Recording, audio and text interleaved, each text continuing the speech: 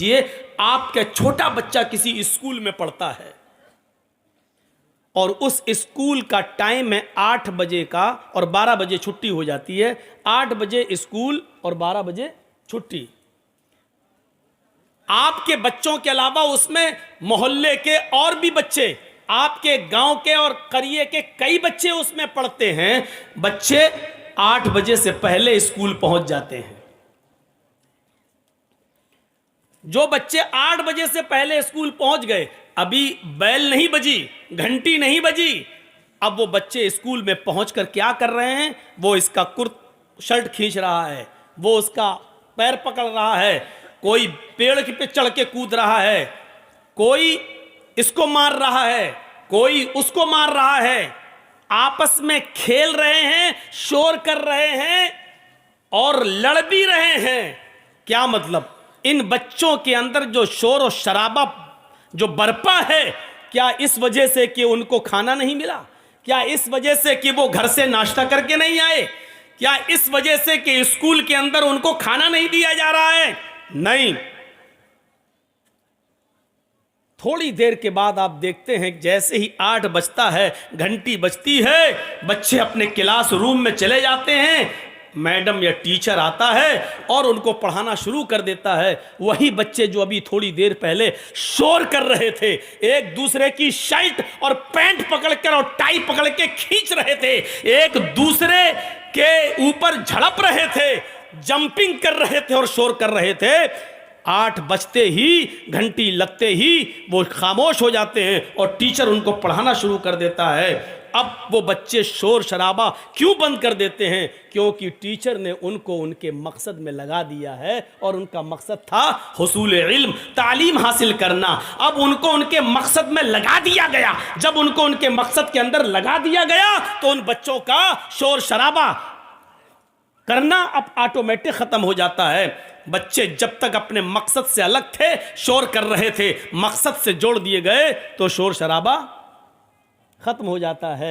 मेरे भाइयों, अल्लाह रब्बुल आलमीन ने हमें जिस मकसद के तहत पैदा किया, अगर इस दुनिया का हर इंसान अपने उस मकसद से जुड़ जाए तो दुनिया के अंदर बदअमनी खत्म हो जाए। दुनिया के अंदर आज अशांति का जो माहौल है वो खत्म हो जाए। और वो असल मकसद क्या है? इबादत।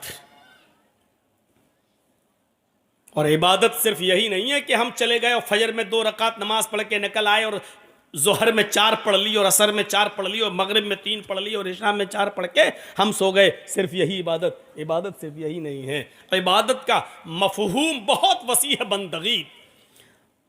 बंदगी अल्लाह के हर हुक्म को मानना इबादत है। रसूलुल्लाह के हर एक हुक्म को मानना इबादत है। हम इबादत में लग जाएं और लोगों को अल्लाह की इबादत से जोड़ दिया जाए, बदअमनी खत्म हो जाएगी। अमन हम तलाश कर रहे हैं, कहां तलाश कर रहे हैं? अमन है इबादत में। हम ढूंढ रहे हैं कि हमारे बच्चों का फ्यूचर कब अच्छा होगा, जब हम उनको अच्छा पढ़ा लेंगे, लिखा लेंगे। नहीं, अच्छा पढ़ाने और लिखाने के बाद भी बहुत से पढ़े लिखे लोगों ने अपने माँ बाप को घर से बाहर निकाला है। अमेरिका और लंदन से माँ बाप ने मेहनत करके अपने बच्चों को डॉक्टर बनाया, लेकिन जब अपने बच्चों के लिए बीवी तलाश करके लाए अपनी बहू, तो बहू के बहकावे में आकर उसी लड़के ने, उसी डॉक्टर ने अपनी बीवी की बात मानकर अपनी माँ और अपने बाप को ओल्ड हाउस में घर से बाहर निकाल कर कहीं और भेजा। मेरी नजरों में ऐसे डॉक्टर भी इसी हिंदुस्तान के अंदर मौजूद हैं। अमन नहीं है। बहुत ज्यादा पढ़ाई और लिखाई कराने के बाद भी अमन और शांति नहीं मिली।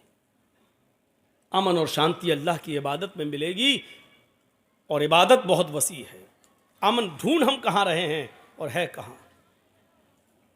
शायद आपको मालूम होगा, और ना हो तो इस मिसाल से समझने की कोशिश कीजिए कि एक आदमी बेचारा बूढ़ा है, बहुत ही ज्यादा कमजोर हो चुका है, नहीफ।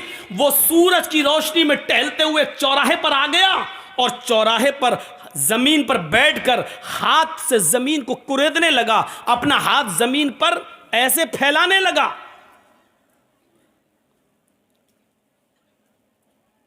किसी ने कहा कि अरे बाबा, जमीन पर ये क्या ढूंढ रहे हो? उसने कहा, बेटा मेरी सुई खो गई है, मैं उस सुई को जमीन पर ढूंढ रहा हूं। तो उस आदमी ने कहा कि बाबा तुम जमीन पर सुई ढूंढ रहे हो, आपकी सुई खोई कहां है? उसने जवाब दिया कि वो तो घर के अंदर खोई है।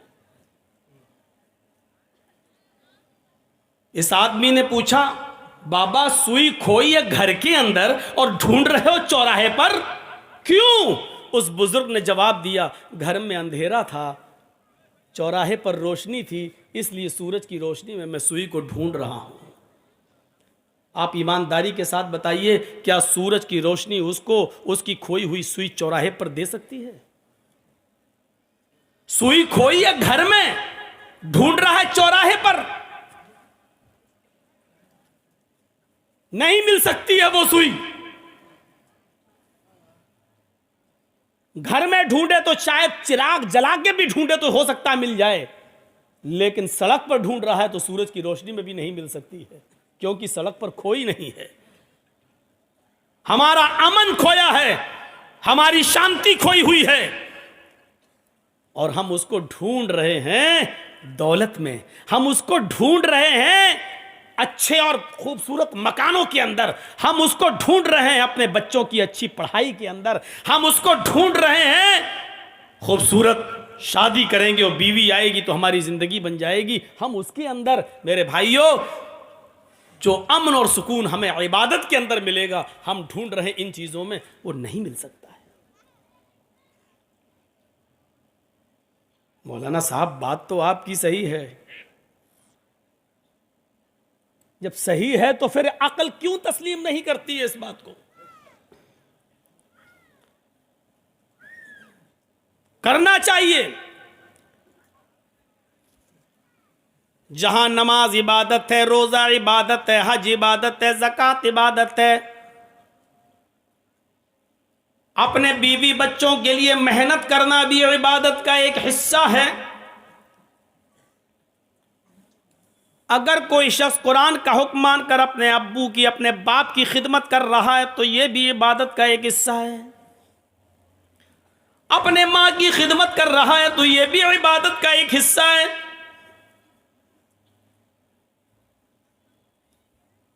बच्चे की पैदाइश के बाद उस बच्चे को गिरवी से बचाने के लिए कि उस बच्चे की दुआएं बड़ा होकर बाप के हक में कबूल हों, अगर वो ये चाहता है तो उस बच्चे का 7वें दिन अकीका करना भी इबादत है। माफ कीजिएगा, अकीका सिर्फ 7वें ही दिन है,